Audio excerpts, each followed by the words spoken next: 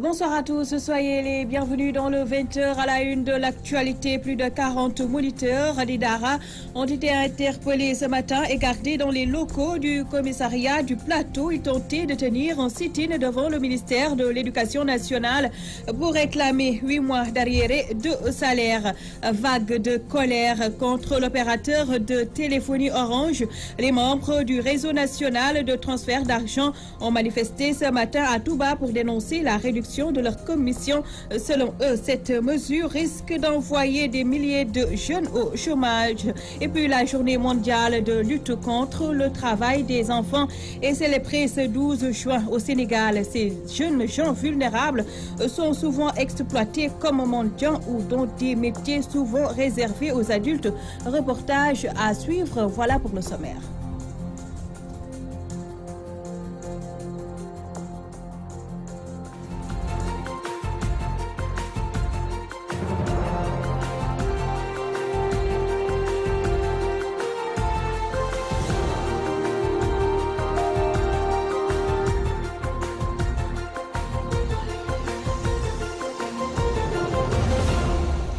Je vous parle tout d'abord du sit-in avorté de l'amicale des moniteurs des Dara du Sénégal ce mardi devant les locaux du ministère de l'Éducation nationale. Au moins 40 manifestants ont été arrêtés par la police et gardés au commissariat du Plateau. Ces moniteurs réclament 8 mois d'arriérés de salaire. Le vice-président de l'amicale, Ibrahim Niang, s'est entretenu avec Mamou Gassama. bi ñu yegsee buntu ministère de l'éducation juste lañ leen jàpp ñu présentement xawma ñaata moniteur lañu jàpp suñu ñaxte moom benn affaire kese la dañ ñu liggéeyloo depuis octobre ba fii may wax ak yow fayuñu donc il nous doit 8 mois de salaire ñun moom kese la ñuy réclamer. Bien sûr teguñu ko ci yoon parce que tey fi mu toll nii. Quand nous sommes arrivés devant les locaux du ministère de l'Éducation, c'est en ce moment que la police a arrêté certains de nos collègues de l'AMDS. Le gouvernement nous doit 8 mois de salaire et c'est ce que nous réclamons. L'attitude de l'État envers nous n'est pas du tout sanitaire. Il a mis en place un projet pour que nous, les enseignants arabes, puissions dispenser des cours de français et des mathématiques dans les écoles coraniques du Sénégal. En 2016, l'État nous avait payé, mais en 2017, nous sommes restés 7 mois sans salaire. Et cette année, le gouvernement répète la même chose. Nous avons utilisé tous les moyens légaux pour réclamer ce qui nous revient nos droits, mais on n'a reçu aucune réponse de la part des autorités compétentes. Nous ne jetons pas des pierres, ni essayer de semer la discorde. Ce que nous réclamons est très simple, et il s'agit de nous payer nos 8 mois de salaire. Inspection des Dara, même ministère de l'Éducation, mais jusqu'à présent, on n'a reçu aucune information de leur part. Sans dire parce que ci Dara lañuy jàngale pas musul dégg Dara ñi grève waxuma la ndongo Dara kon nak ñun buñ ci nekké buñ démé ba heure bi dafa fekk né ñom ñoo ñu yoreel xaalis dañoo yorelul borom Dara yi xaalis motax borom Dara yi. Je vous le disais aussi en titre, sit-in à Touba, des membres du réseau national de transfert d'argent. Ils dénoncent la décision de l'opérateur de téléphonie Orange qui veut revoir à la baisse le montant de leur commission. D'après eux, une telle mesure risque d'envoyer des milliers de jeunes au chômage. À Touba, les explications de Mamadou Martarsar. Les membres du réseau national de transfert d'argent de Touba en colère contre Orange Sénégal. En sitting au marché Ocas, ils ont arboré des brassards rouges pour dénoncer avec la dernière énergie la décision de cette société téléphonique de diminuer les commissions perçues par les 2000 investisseurs sénégalais. Avec une grande surprise, désolation et amertume, que nous avons appris la décision unilatérale de cette société de télécommunications de diminuer drastiquement les commissions perçues par les 2000 investisseurs sénégalais qui vivent de ce secteur des services regroupés au sein du RENEPTA, Réseau national des prestataires de transfert d'argent. À son profit ainsi, les taux sont passés de 75 à 55%. Cette mesure de plus vient de saper le peu d'espoir qui nous restait. Ces manifestants, en majorité des émigrés de retour au pays et qui ont investi des millions, refusent de voir leur rêve brisé. La plupart parmi nous de retour d'immigration pendant des années pour se construire un capital, nous avons investi des centaines de millions de francs CFA dans ce secteur. Mais Orange, comme son habitude, a décidé de réduire en ayant nos rêves de réussir de reconversion. Grande a été notre surprise lorsque nous avons constaté quelques mois seulement après le démarrage de nos activités que Orange a commencé à soit revenir sur tous les taux de commission, soit reprendre pour son compte certains de nos services. Le plus cocasse est que Orange nous mène une concurrence déloyale. C'est la raison d'être de notre activité, à savoir le paiement des factures et le transfert d'argent. Ces membres du réseau exigent l'arbitrage des autorités étatiques. Si l'État, en tant que régulateur du secteur économique, ne fait rien, ce sont des centaines de milliers de Sénégalais qui vont se retrouver au chômage. Nous lançons un appel pressant à nos gouvernants de prendre des mesures urgentes et fortes pour sauver ce secteur névralgique qui tue l'économie du Sénégal. Ces investisseurs qui ont mis sur pied un plan d'action comptent rencontrer le khalife général des Mourides Serigne Mountakha Bassirou Mbacké pour lui exposer ce qu'il qualifie de boulimie de la part de leur fournisseur Orange Sénégal. Nous sommes prêts à rencontrer le khalife si Orange ne réagit pas. Touba Mbacké, Mamadou Makhtar Sarr pour la radio-télévision Walfadjri. Ce 12 juin est célébrée la Journée internationale de lutte contre le travail des enfants, une occasion d'évaluer l'ampleur du phénomène dans la société sénégalaise. Mais le constat, c'est qu'au Sénégal, ces jeunes gens sont souvent utilisés comme ouvriers, apprentis chauffeurs, marchands. C'est un reportage de Djembo Mbaye. Mbaye rêve d'aller à l'école, d'étudier, de profiter de son enfance, son innocence comme ceux de son âge. À 7 ans seulement, il est apprenti électricien, un métier qu'il apprend à contre-cœur. Je voulais étudier, mais mes parents n'avaient pas les moyens pour m'envoyer à l'école. C'est pour cette raison qu'ils m'ont fait venir à Dakar pour que j'y travaille. C'est difficile, parfois je transporte des objets lourds. Il n'est pas le seul enfant présent dans ce parking si immense et plein de risques. Nongosen, lui aussi, y travaille comme mécanicien. Ce garçon de 13 ans exerce ce métier pour venir en aide à ses parents démunis. J'ai 13 ans et je suis l'aîné de ma famille. C'est pourquoi j'ai décidé de travailler ici. L'argent que je gagne, je l'envoie à mes parents. Au Sénégal, les enfants excellent également dans les petits commerces. Ils sont très présents dans les lieux à forte convergence humaine. Ces deux sœurs vendent des bouteilles d'eau fraîche au niveau de ce rond-point. J'habite Arafat. Au niveau de ce rond-point pour vendre des bouteilles d'eau fraîche. C'est difficile parce qu'on marche beaucoup pour écouler les bouteilles. Ils gagnent ainsi leur vie. Leur faible revenu constitue des appoints pour leurs parents. Selon Pambay, ce père de famille, la pauvreté explique cette situation. Bon, ce qui les pousse, c'est le manque de moyens.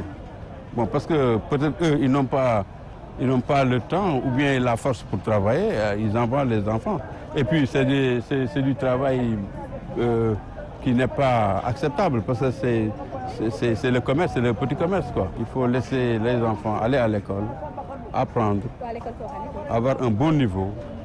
Bon, ensuite, les amener à apprendre un métier. Ouvriers, apprentis, vendeurs à la criée ou mendiants, dans nos sociétés, les enfants sont exploités, ce qui viole considérablement leurs droits fondamentaux. Le monde célèbre ce 12 juin la Journée internationale de lutte contre le travail des enfants, une occasion d'évaluer l'ampleur de ce phénomène dans le monde entier. Djembo Mbaye, les libéraux de la commune de Yeumbeul-Nord fustigent la gestion du maire apériste Daouda Ndiaye. Ils ont profité d'un dogu organisé par les jeunes pour mettre en garde l'édile dans leur ligne de mire, la gestion du foncier. Théodore Semedo. Yeumbeul-Nord, les libéraux dénoncent la gestion du maire Daouda Ndiaye, membre de l'Alliance pour la République, parti au pouvoir. Grâce à notre coordinateur, M. Moustapha Marena, qui ne cesse pas de faire ces choses sociales. Nous l'avons fait pour être proche à la société, comme nous l'avons toujours été en 2012. Lorsque nous étions là, nous montrons à M. le maire, qui est actuel M. Daouda Ndiaye, nous lui montrons que nous sommes plus proches de la population que lui. La gestion du mairie, je peux dire que ça c'est au chaos. Parce que depuis l'arrivée de M. Daouda Ndiaye, actuellement on peut dire que Daouda Ndiaye n'a rien fait ici dans ce talimarin. Vu notre route, il n'a jamais encore terminé. Ils n'ont rien fait à Yeumbeul. Par rapport, il fait autre chose, mais il ne travaille pas actuellement ici dans notre commune. pour dire le maire n'a rien fait ici à Yeumbeul Nord, sauf les actions de l'État, sauf l'hôpital que l'ancien régime nous a octroyé. Vraiment, il n'y a rien de spécial.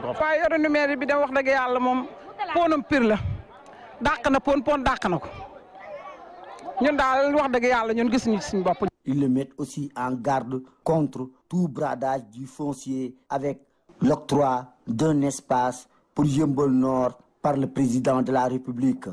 Yeumbeul a besoin de ce foncier. Nous avons besoin de ce foncier parce qu'il y a un manque d'infrastructures, comme des stades municipaux, des écoles. On en a besoin. C'est pour cela que nous avons à l'œil le maire, qu'on se soit tout d'une table, discuter sur le foncier de Yeumbeul, c'est ce qui nous intéresse.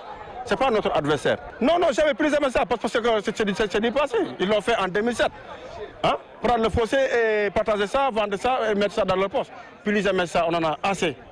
Taskanu Yeumbeul Nord am ñoo xamanteni ni am nañu ay kër yi nekk ci biir ndox mi buur jël ko miré walé ko ci bassin rétention bi joxaguñu leen ba légui ñi am nañ ñi amuñu.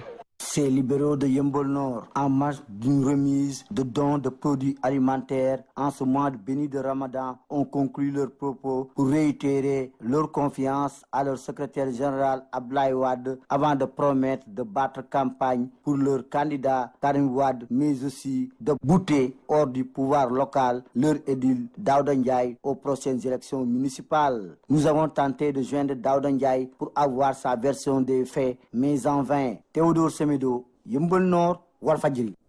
À quelques jours de la Korité, le marché est bien approvisionné en poulet assurance des vendeurs établis au marché Castor. Il précise toutefois que les prix dépendent du poids et de la catégorie de poulet. Fatou Bintou Diouf est allé à la rencontre suivant son reportage. Des poulets, il y en aura assez pour tous. Les marchés de Dakar seront bel et bien approvisionnés en volaille, soulignent ces vendeurs.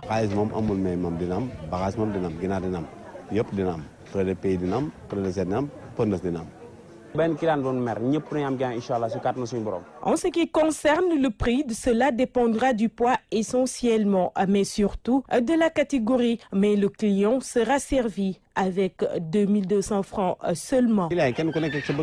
Les prix dépendent de la demande du client. Comme c'est pour la fête de la Korité, avec de la viande de bœuf, on peut faire la fête. Mais les gens préfèrent la bonne chair. C'est pour cela qu'ils jettent leur dévolu sur les poulets pondeuses. En plus, c'est moins cher. Parce que pondeuse, à 2250.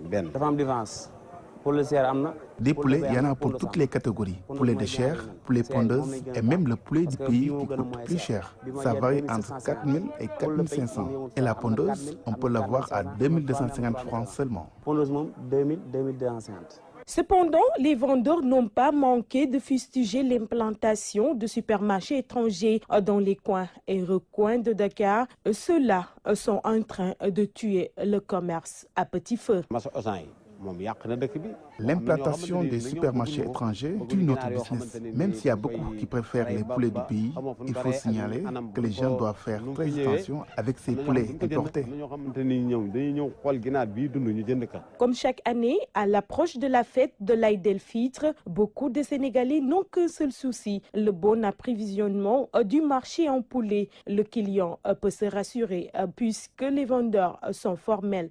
Point de rupture.